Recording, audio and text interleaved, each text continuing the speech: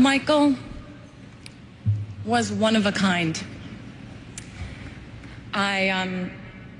Thinking back to when we met and the many times that we spent together, and whenever we were out together and there would be a picture taken, there would be a caption of some kind, and the caption usually said something like an odd couple or an unlikely pair.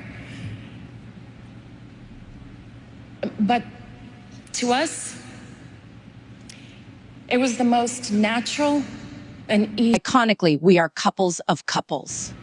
I was 13 when we met, and from that day on, our friendship grew. Michael always knew that he could count on me to support him or be his date, and that we would have fun no matter where we were. We had a bond. And maybe it was because we both understood what it was like to be in the spotlight from a very, very young age. I used to tease him and I'd say, you know, I started when I was 11 months old. You're a slacker. You were what, 5? Both of us needed to be adults very early. But when we were together, we were 2 little kids having fun. We made a lot of home videos with him, and I participated in almost all of his music videos. Actively participated in almost all of his concerts. So he did try in vain one night to unsuccessfully teach me the moonwalk.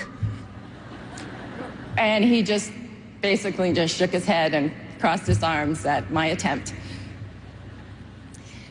Made a lot of home videos with him or took pictures with him. The only thing we do most of the time is laugh. It was always a competition to see who could make the other one laugh more or be sillier. Michael loved to laugh.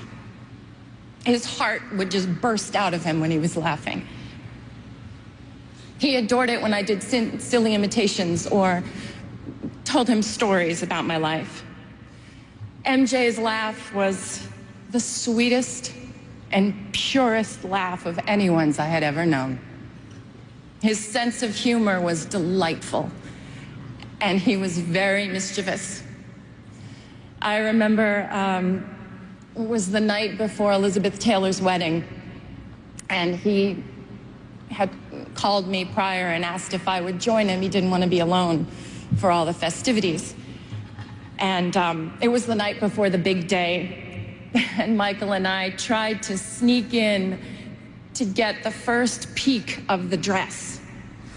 And we were just giggling like crazy, and we almost passed out in hysterics when we realized that Elizabeth was actually asleep in the bed.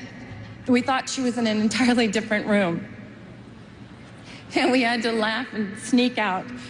Then at the point of the wedding, when there was the first dance, basically we had to joke that we were the mother and father of the bride.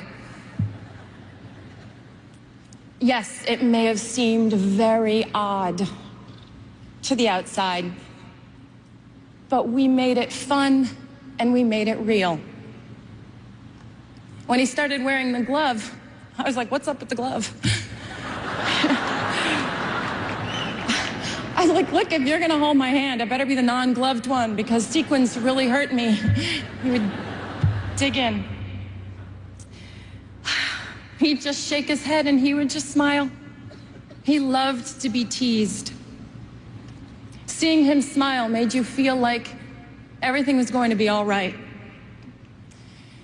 To the outside world, Michael was a genius with unchallenged ability. To the people who were lucky enough to know him personally, he was caring and funny, honest, pure, non-jaded, and he was a lover of life. He cared so deeply for his family and his friends and his fans.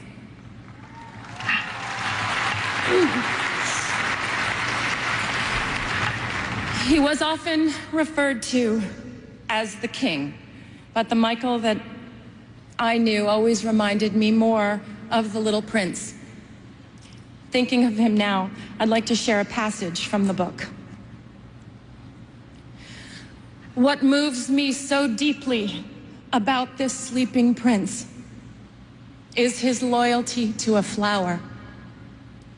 The image of a rose shining within him like the flame within a lamp, even when he's asleep. And I realized he was even more fragile than I had thought. Lamps must be protected. A gust of wind can blow them out. Michael's sensitivity was even more extraordinary than his talent. And his true truth resided in his heart. As the little prince also said, eyes are blind. You have to look with the heart. What's most important is invisible. Michael saw everything with his heart. To his family, Elizabeth Catherine Joseph, his sister, brothers, his children, Prince Paris, Blanket, Rowan Greer, all my prayers are with you. Favorite song was not one of the countless masterpieces that he gave us, but it was a song that Charlie Chaplin wrote for the movie Modern Times. It's called Smile. And there's a line in the song that says, smile though your heart is aching. Today, although our hearts are aching, we need to look up where he is undoubtedly perched in a crescent moon. And we need to smile.